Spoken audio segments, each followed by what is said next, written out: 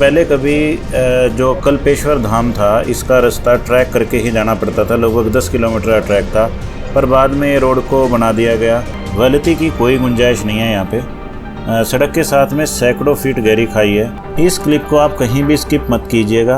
अभी आप देखिए, जो मेरा लेफ़्ट हैंड साइड का टायर है ये लगभग 6 या 7 इंच ही खाई से दूर है, क्योंकि रोड का काफ़ी हिस्सा किसी पुरानी लैंडस्लाइड के अंदर बहा हुआ है। अब आपको एक शायद आइडिया लग रहा होगा कि मैं क्यों कह रहा था इस रोड को उत्तराखंड की मोस्ट डेंजरस रोड।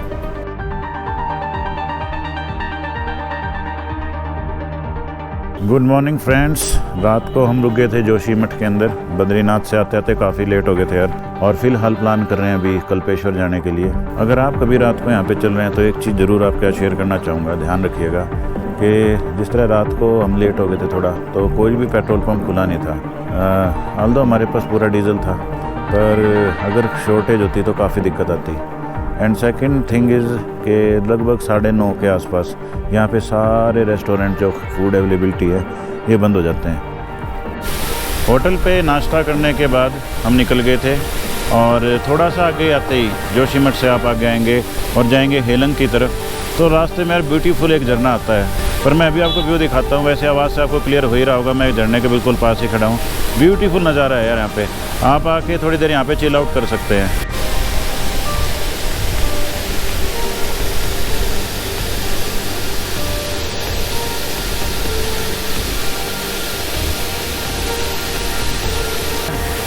वाटरफॉल का नाम लिखा हुआ है जोगी धारा वाटरफॉल। तो होटल से निकले काफ़ी देर हो गई है, और जो आप ये रास्ता देख रहे हैं इसमें अभी राइट हैंड साइड को जाता है उर्गम घाटी से कल्पेश्वर धाम की तरफ का रास्ता, और यहीं से ऑफ रोड शुरू हो जाएगा। ये है वो रास्ता। मैं यहाँ पे कई साल पहले भी आया था, पर उस समय मैं बाइक से आया था। तब मैंने देखा था ये रास्ता काफ़ी ऑफ रोड है, और मैंने उसी समय सोचा था कि कभी मेरे पास 4x4 व्हीकल होगा तो मैं इस जगह पे अपनी फैमिली के साथ आऊँगा और सबको दर्शन कराऊँगा। So today I am so lucky कि मैं जा रहा हूँ कल्पेश्वर, जो 5वां केदार कहा जाता है, उनके दर्शन करने। और आपके साथ शेयर करूँगा कि इस रोड की कंडीशन क्या है। वाकई के अंदर उत्तराखंड की सबसे ख़तरनाक रोड मेरे को यही लगती है, और मैं ऐसा क्यों कह रहा हूँ ये जल्द ही आप जान जाएंगे। घाटी में रास्ते की शुरुआत होती है स्टीप डिक्लाइन से। पहले हम उतरेंगे और फिर आएगा एक ब्रिज, और ब्रिज के बाद जो रियल ऑफ रोड है वो शुरू हो जाएगा।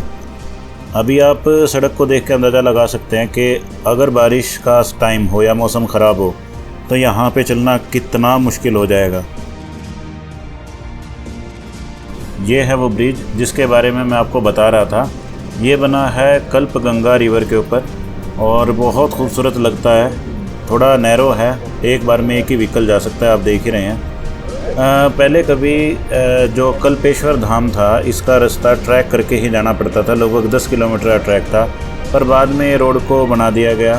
तो वैसे मानसून सीज़न के अंदर ये प्रेफरेबल नहीं है, बट अगर आपकी ड्राइविंग स्किल अच्छी है and if you have good experience to drive in mountains, और आपके पास अच्छा ग्राउंड क्लियरेंस का व्हीकल है, तो आप यहाँ पे जा सकते हैं। रोड वैसे ज़्यादातर टूटी फूटी है, और जिस तरह ये बैंड आप देख रहे हैं इस तरह के काफ़ी बैंड हैं सड़क पे। एक तो यू बैंड है ये, और ऊपर से इंक्लाइन है, तो थोड़ा सा चैलेंज ये रहता है कि आपको स्पीड भी मेंटेन करनी है और यू बैंड को भी साथ के साथ लेना है। आप ब्रेक लगा के या वहाँ पे स्टैंड बाय होके नहीं रह सकते, आपको इसको 1 टर्न के अंदर करना ही पड़ेगा। गलती की कोई गुंजाइश नहीं है यहाँ पे। सड़क के साथ में सैकड़ों फीट गहरी खाई है। अगर हल्की सी गलती हुई, भगवान ना करे, और आप गिर गए तो बचने की कोई उम्मीद नहीं है। सिंगल नैरो रोड चल ही रहा है। रोड के इस सेक्शन पे ध्यान दीजिएगा। आधी रोड बह गई है और बिल्कुल कच्ची रोड है ये, जिसके ऊपर ऑलमोस्ट टायर टू टायर ही गाड़ी चल रही है। हार्डली आधा फुट के आसपास ही टायर खाई के बिल्कुल साथ से निकलता है, और ऐसे सेक्शन इस रोड पे कई हैं। लाइकवाइज एक और सेक्शन आप देख रहे हैं, यहाँ पे क्या है कि रोड जो है राइट हैंड साइड को टिल्ट है, तो आपकी गाड़ी भी अकॉर्डिंगली खाई की तरफ ही टिल्ट रहती है। शायद वीडियो के अंदर ज़्यादा पता ना चल रहा हो। बहुत डर लगता है ऐसे ऐसे सेक्शन को क्रॉस करने के अंदर कि अगर थोड़ा सा भी स्लिप हुआ तो आप खड्ड में गिर सकते हैं। दूर तक यहाँ से रोड की कंडीशन दिख रही है। एक तरफ माउंटेन है और एक तरफ स्टीप खाई है, मैं आपको बता भी रहा था। नैरो रोड तो है ही, और यहाँ पे सबसे बड़ी बात क्या है, अपने आप को शांत रखना पड़ता है आपको, क्योंकि अगर आप कॉन्शियस हुए तो आपसे गलती होगी, और गलती हुई तो उसके बाद नुकसान तय है।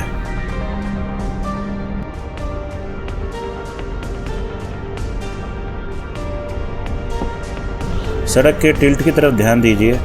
जैसा मैं आपको पहले बता रहा था कि जो राइट हैंड साइड है इसको टिल्ट है खाई की तरफ। और अब इस ऑफ रोड के पैच को ध्यान से देखिए। वीडियो शायद ये दिखा रहा हो कि ये थोड़ा आसान है, पर असलियत के अंदर ये बहुत मुश्किल था। मैं कॉन्टीन्यूसली जो पैडल था रेस का वो इस हिसाब से मैनेज कर रहा था कि कहीं भी एक तो गाड़ी का मोमेंटम ना टूटे, और साथ में जो मेरे राइट हैंड को डीप खाई है उससे भी मैं बचाऊं। और इतना ही नहीं, फिर साथ में आता है ये यू बैंड, और यू बैंड के ऊपर आप एक बार इंक्लाइन को जज करके देखिए। बहुत स्टीप इंक्लाइन थी, और ऊपर से क्या बात है कि जो इंक्लाइन के बाद भी आपको रोड मिलता है ये भी ऑफ रोड ही है, यानी कि साथ के साथ आपको स्पीड भी मेंटेन रखनी है, और आपको व्हीकल भी कंट्रोल में रखना है, और आपको खाई से भी बचना है। इसीलिए मैं कह रहा हूँ कि ये रोड मैं उत्तराखंड की सबसे ख़तरनाक रोड बोल सकता हूँ। एक और यू बैंड और इंक्लाइन देखिए, लुक एट दैट, बिल्कुल जो परफेक्ट हेयर पिन बैंड बोलते हैं वो है ये। और इंक्लाइन आपके आगे है, डिग्री का तो मुझे अंदाज़ा नहीं, बाकी काफ़ी स्टीप है। और आगे है ये गारा, बिल्कुल कच्चा रोड है, और साथ में कुछ ये वाटर स्ट्रीम सी है, तो इसकी वजह से स्लिपरी हो रहा है बिल्कुल। तो फ़िलहाल मैंने एंगेज कर लिया है 4x4 हाई। आप लेफ़्ट हैंड साइड को देखिए, जो ये पत्थर हैं ये मिट्टी के अंदर बस अटके ही हुए हैं, कभी भी स्लाइड हो सकता है, इसमें कोई डाउट नहीं है। सिर्फ मैंने प्रिकॉशनरी 4x4 लगाया, बाकी अभी ज़रूरत नहीं थी। मेरे को ये था कि भी कहीं गाड़ी छोटा मोटा स्लिप ना हो, इसलिए मैंने एंगेज किया है। बाकी काफ़ी ख़तरनाक है, जो साथ में पत्थर हैं ऐसा लग रहा है कि कभी भी गिर सकते हैं।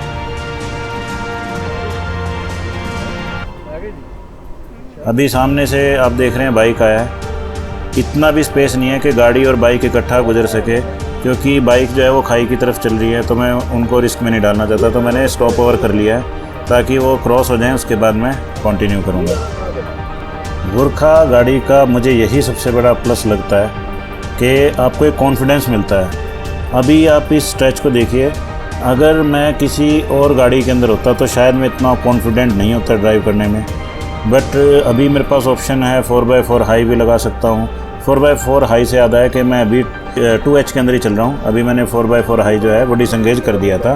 तो मैं आपको कह रहा था कि अगर आप किसी ऐसे व्हीकल के अंदर होते हैं जहाँ इसमें आपके पास ऑप्शन हो, तो आप थोड़े कॉन्फिडेंट रहते हैं। और नो डाउट कि गुरखा जो बनी है ये ऑफ रोड के लिए बनी है, इसलिए बहुत अच्छा परफॉर्म कर रही है ऐसे स्ट्रेच के ऊपर।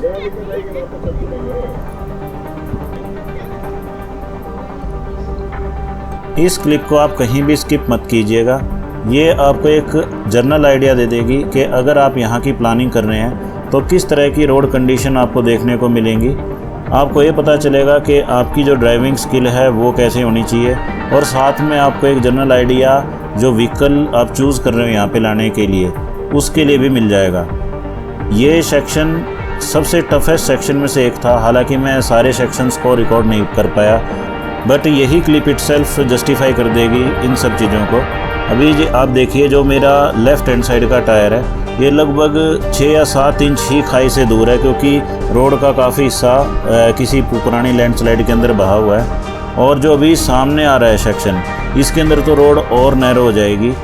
ऑलमोस्ट आप ये लगा के चलिए कि बिल्कुल मैं जो खाई का एज था उसके साथ में लेफ़्ट टायर जा रहा था, और राइट में तो आप कर ही नहीं सकते क्योंकि एक ये दीवार है साथ में, तो आपको बिल्कुल स्ट्रेट होके गाड़ी को और बिल्कुल शांत होके निकालना पड़ता है। अब आपको एक शायद आइडिया लग रहा होगा कि मैं क्यों कह रहा था इस रोड को उत्तराखंड की मोस्ट डेंजरस रोड। मैं कई बार लेह लद्दाख स्पीति में गया हूँ, मैंने ऐसी रोड कंडीशन वहाँ पे भी नहीं देखी। बहुत टेंस था मैं उस समय, बड़ा मुश्किल से अपने आप को शांत रख पा रहा था, क्योंकि अगर हल्का सा भी इधर उधर हुआ तो आपके पास संभलने का दूसरा मौका नहीं है।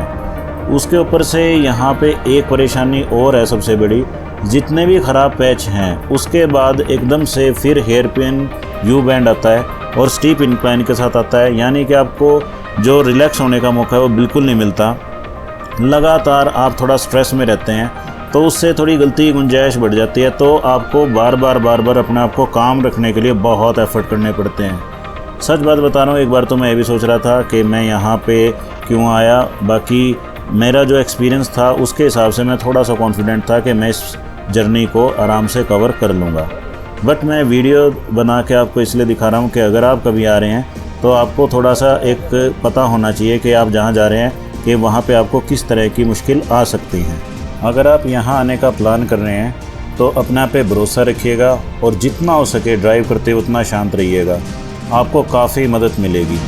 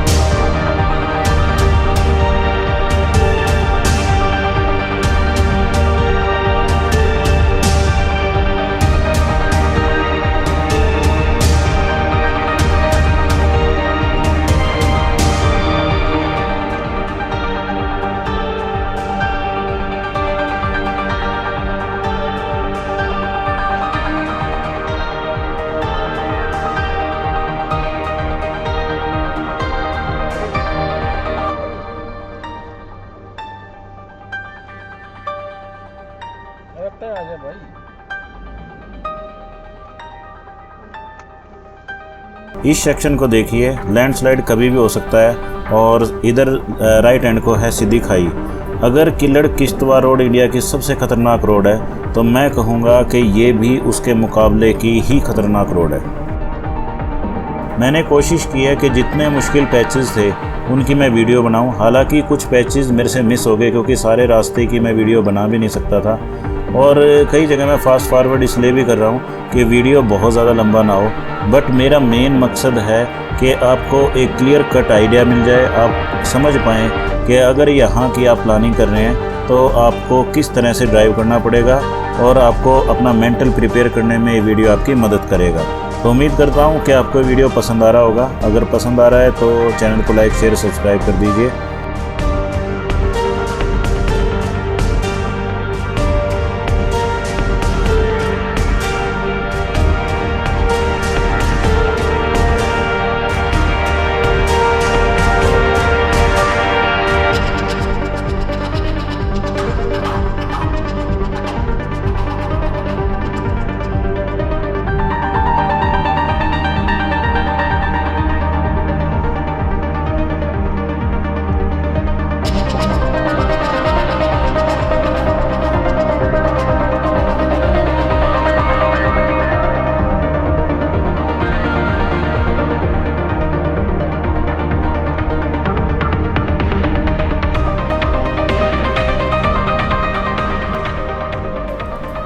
यहाँ से हमें देखने को मिला first view of snow clad mountain. बहुत सुंदर नज़ारा दिख रहा था, और रास्ते की जो टेंशन थी वो तो मैं आसपास देख के ही दूर कर रहा था, और मेरे पास कोई ज़रिया नहीं था। मैंने गाड़ी का म्यूज़िक सिस्टम भी हालांकि ऑन नहीं कर रखा था ताकि मेरा फोकस बिल्कुल सड़क पे ही रहे। सामने आप देख रहे हैं ये है जो मानसून सीज़न है उसके अंदर लैंडस्लाइड हुआ है, उसके करके ये पेड़ नीचे आए हुए हैं, और उस टाइम ज़रूर ये रास्ता ब्लॉक हो गया होगा। बहुत मुश्किल होगा यहाँ पे रास्ते को खोलना और इस जगह को एक्सेसिबल करना बाकी वर्ल्ड से। भाई हेड्स ऑफ जो लोग यहाँ पे रास्ता बनाते हैं, इनको खोलते हैं, मेंटेन करते हैं, बाकी बहुत टफ़ कंडीशन के अंदर काम करते हैं मेरे लिहाज से।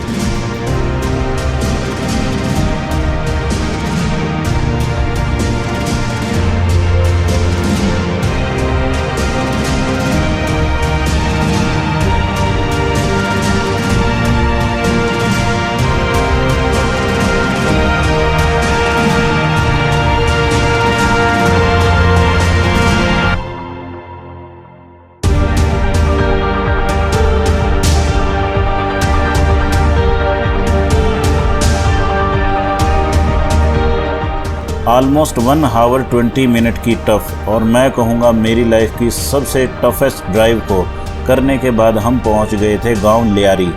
ये एक छोटा सा गांव है, कल्पेश्वर महादेव मंदिर के रास्ते के अंदर पड़ता है। नेक्स्ट विलेज आएगा उर्गम।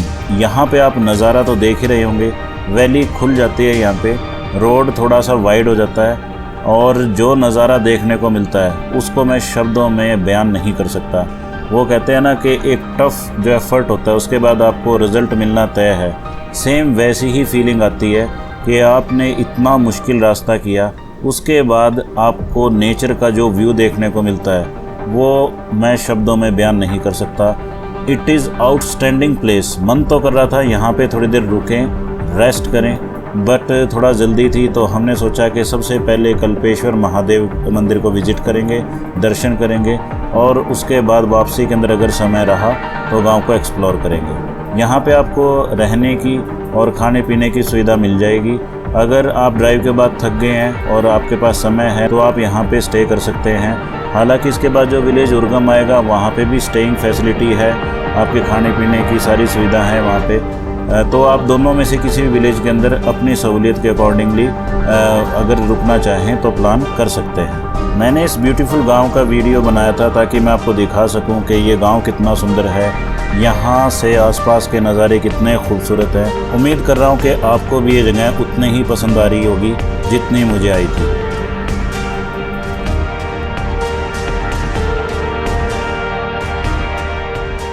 सामने दिखाई दे रहा है उर्गम विलेज और ये सबसे पास विलेज है कल्पेश्वर महादेव मंदिर के।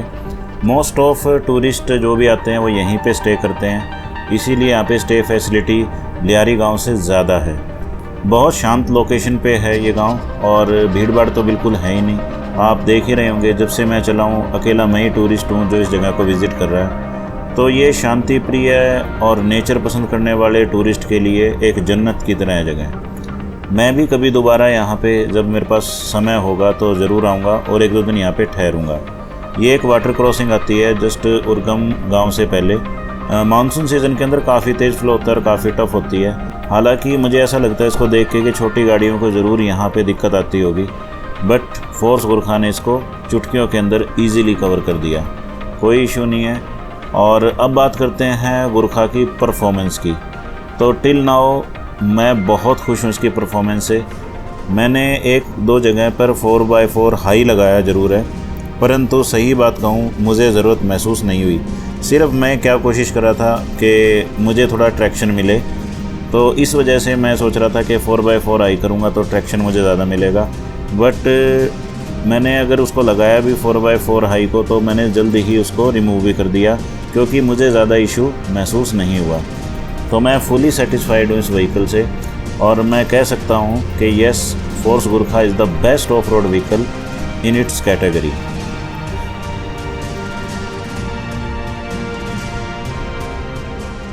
तो ये है उर्गम गांव की एंट्रेंस। मुझे लगा कि आपको थोड़ा सा ओवरव्यू दिखाना चाहिए गांव का। इन केस आप प्लान करते हैं तो एक आइडिया लग जाता है कि कैसा गांव दिखता है और इसका यहाँ का व्यू कैसा है।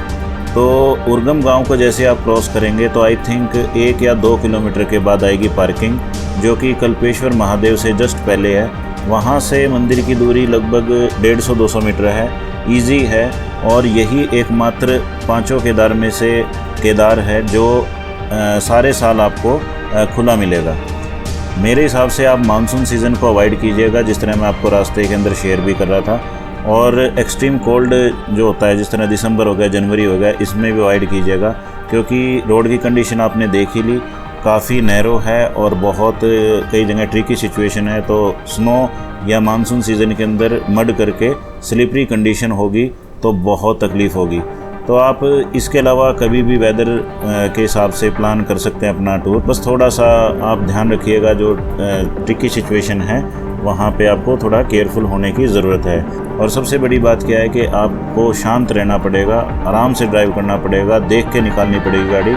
बाकी इस वीडियो के अंदर इतना ही। अभी पार्किंग भी मैं आपको दिखा देता हूँ और उसके बाद अगले वीडियो के अंदर मैं आपको दर्शन करवाऊँगा कल्पेश्वर महादेव मंदिर के। तो बने रहिए और वीडियो अच्छा लगा हो तो अपने फ्रेंड सर्कल के अंदर शेयर कर देना वीडियो, चैनल को भी कर देना शेयर। और लाइक शेयर सब्सक्राइब कर देना। तो तब तक के लिए stay tuned, take care, good bye.